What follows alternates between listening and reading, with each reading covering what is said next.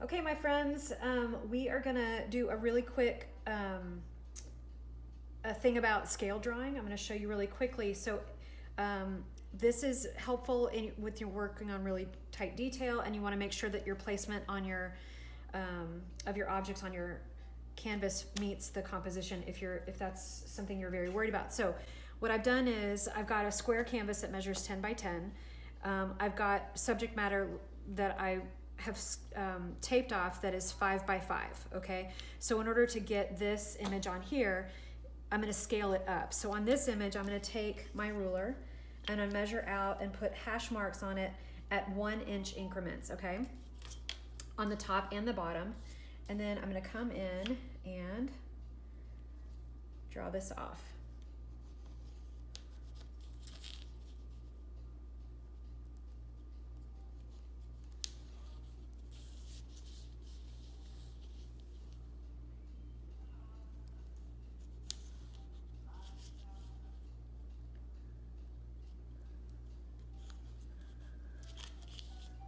Okay, and then, so that's the vertical lines. Likewise, you're gonna do horizontal lines. Same exact thing, you want them 1 inch apart.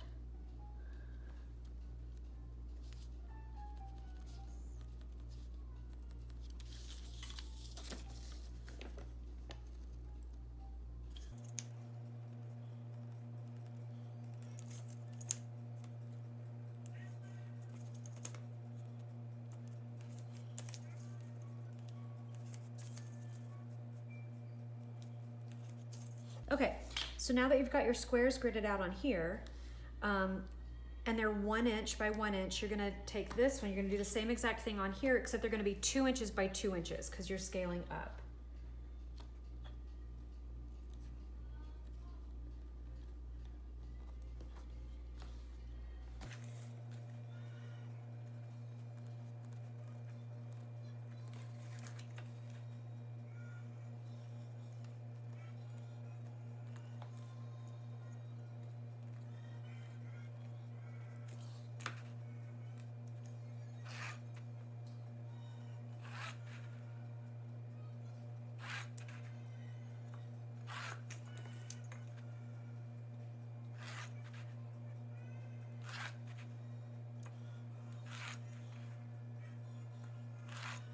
Okay, so now you've got your, to scale, 1 inch to 2 inches, okay?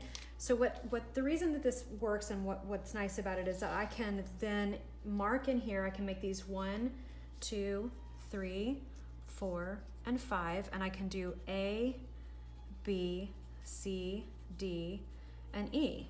And you can do a really light here, 1, 2, 3, 4, 5, and A, B, C, D, E. So now when I'm drawing this out, you can do this 2 ways. You can do it from scratch like this and start with your pencil and mark in if that's what you want to do. You can even do it from scratch and mark in with your paintbrush. I'm doing a pencil just because this is a very quick reference video. But you can also do this after, like, let's say you've laid down your base, like you guys are right, you guys have already laid down your base shapes and everything. You can still make a separate copy of your reference photo and then create your grid lines on the second copy. Don't mess up your first copy, you need that copy to paint from.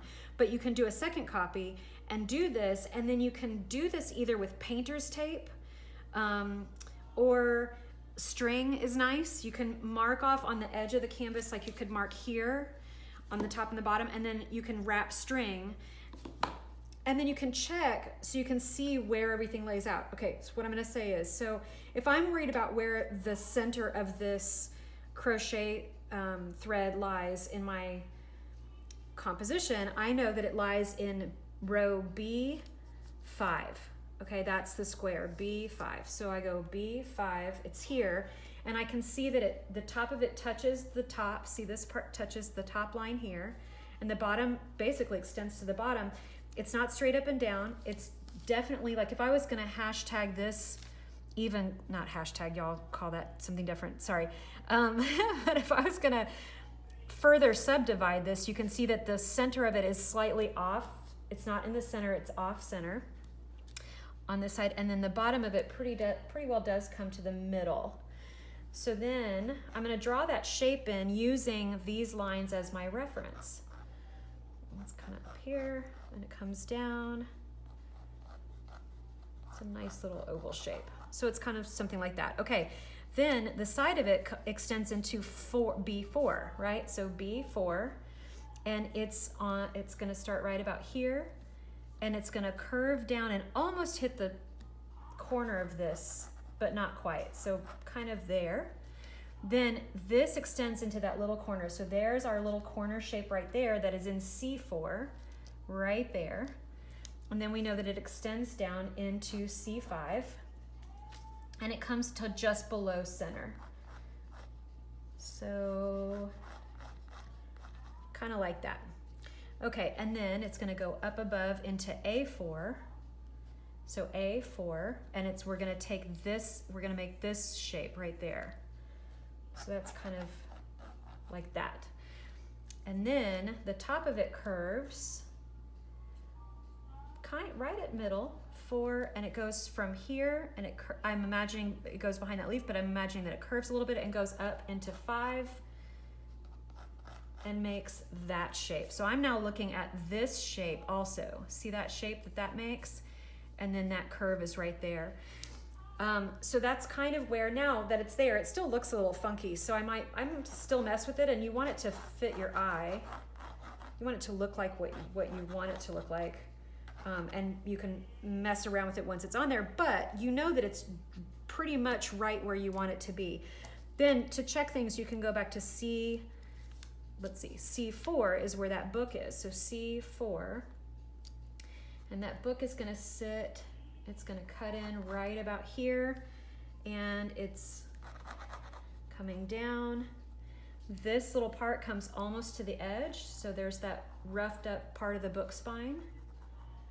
And then it comes down and it misses that corner just a bit. So there's that angle that I was looking for. Now the angle was really hard for me to get when I was laying out the composition without the help of the scale.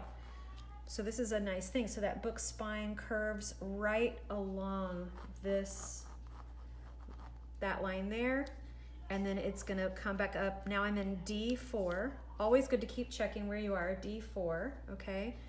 And this other edge comes almost to the top, and it's gonna come at that angle right there, okay? And then the pages come down like that. Okay, so that's how you start scaling.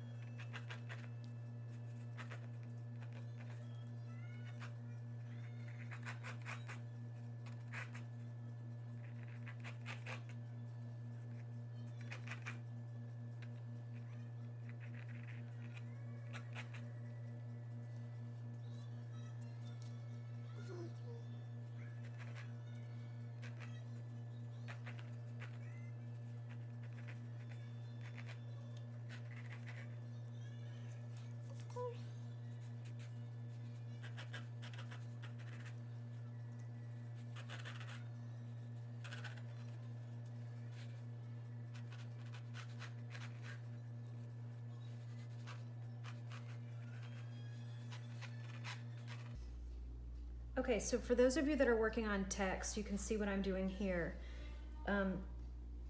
Getting text on, spines of books that are at a funky angle or jars where it curves is really tricky, but it's totally possible. And this is another great way to use this scale drawing method, because you can see that it's going to be really, really hard for me to just gauge how that text, it's curving this way and it's also curving around the glass. So when you're dealing with something this little, this detailed, you can also go back in and divide it up even farther. So this is 1 inch, right? And now I'm going to make a 1/2 inch mark. Okay, and I'm going to divide it again.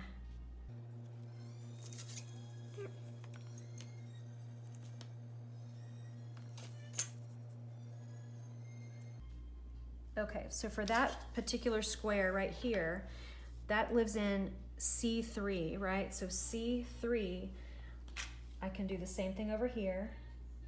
This time it's going to be, you know, at the 1 inch mark.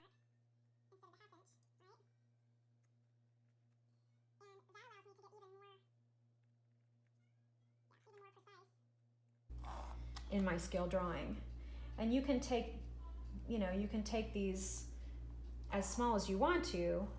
I will tell you that at some point you're gonna make yourself crazy. So just know that. Don't go too nuts with this. And I'm not looking for precision. You guys know that already.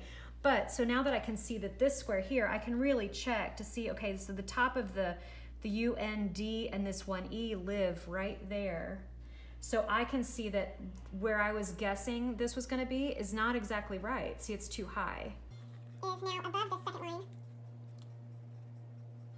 So that's what you can do to get tighter and tighter on your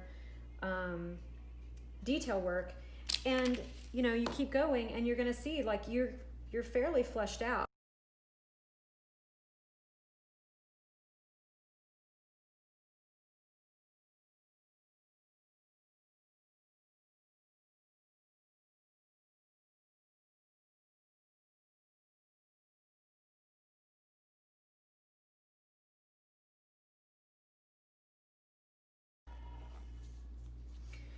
Okay, so you just keep going, you know, and then you're gonna get this really beautiful detail here of this vine that's coming out, and you're gonna place these guys in. Again, you can do this with your paintbrush in your hand. You don't have to do it in pencil. You can, you know, like I said, think with your paintbrush in your hand is a great way to go sometimes. Okay. So that's scale drawing.